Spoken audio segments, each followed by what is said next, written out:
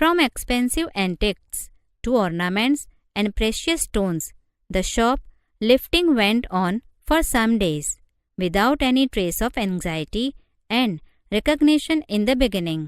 But the confused reactions of shop owners gradually became louder. પ્રાચીન કાળની મોંઘી વસ્તુઓથી માંડીને ઘરેણાં અને કિંમતી રત્નો થોડા દિવસો સુધી આવી ચોરી ચાલુ રહી, કોઈપણ ચિંતા કે પકડાઈ જવાના ડર વગર. પણ દુકાનદારોની ગૂંચવણભરી પ્રતિક્રિયાઓ ધીમે ધીમે વધવા લાગી.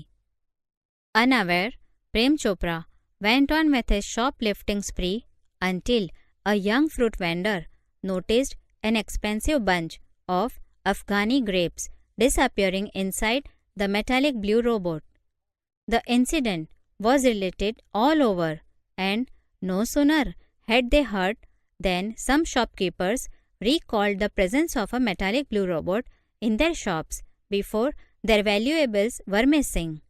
This information reached the police headquarters in no time. આ બધાથી અજાણ પ્રેમ ચોપડાએ તેની ચોરી ચાલુ રાખી.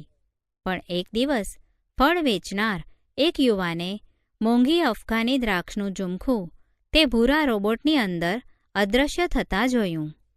આ ઘટના બધે પ્રસરી અને આ સાંભળતા જ અમુક દુકાનદારોને તેમની કિંમતી ચીજો અદૃશ્ય થઈ તે પહેલાં તેમની દુકાનમાં એક ભૂરા રોબોટની હાજરી યાદ આવી. થોડા જ સમયમાં આ માહિતી પોલીસ મથકે પહોંચી ગઈ. One day, Prem Chopra guided Ram Singh 070 to Zaveri brother for lifting precious gems. The police was waiting in readiness, and the computerized cameras capable of split-second recording clicked him in the act. Ram Singh robot was caught, but Prem Chopra fled as soon as he saw through the binoculars 2 persons noting down Ram Singh's license number printed on his metallic neck. એક દિવસ પ્રેમ ચોપડાએ રામ સિંહ 070 ને ઝવેરી બ્રધર્સની દુકાનમાંથી કિંમતી રત્નો ચોરવાનો આદેશ આપ્યો. Police તૈયાર ઊભી હતી અને પળપળનું રેકોર્ડિંગ કરતા કમ્પ્યુટરાઇઝ્ડ કેમેરામાં તે એટલે કે રામસિંહ 070 ચોરી કરતા પકડાઈ ગયો.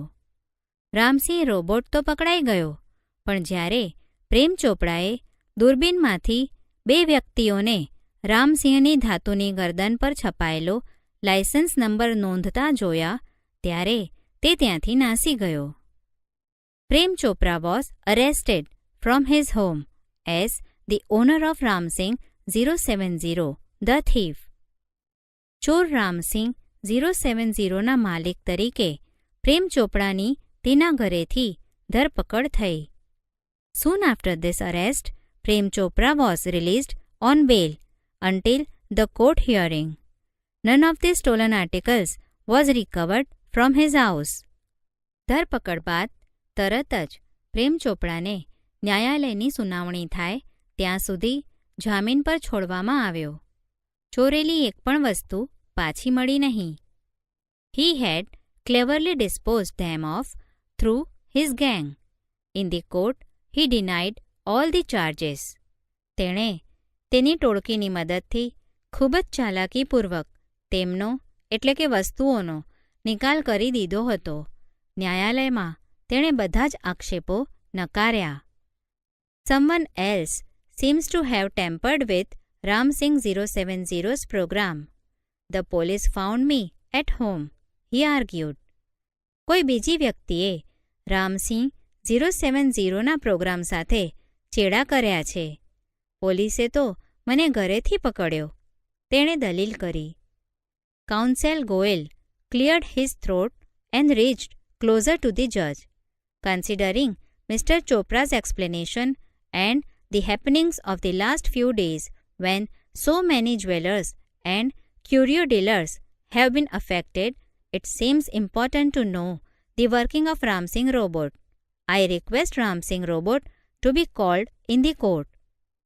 ગોયલ વકીલે ગળું ખંખેર્યું અને ન્યાયાધીશની નજીક જઈને કહ્યું, શ્રી ચોપડાએ આપેલો ખુલાસો અને છેલ્લા થોડા દિવસોમાં બનેલી ઘટનાઓ, જેની અસર ઘણા ઝવેરીઓ અને પ્રાચીન વસ્તુઓ વેચનાર પર થઈ છે, તે ધ્યાનમાં લેતા રામસી રોબોટ કઈ રીતે કામ કરે છે તે જાણવું અગત્યનું છે.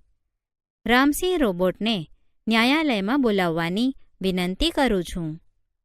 Robot goes to the court. Were the headlines in the next day's papers. Robot ન્યાયાલય જશે. બીજા દિવસના છાપાઓના મુખ્ય સમાચાર હતા.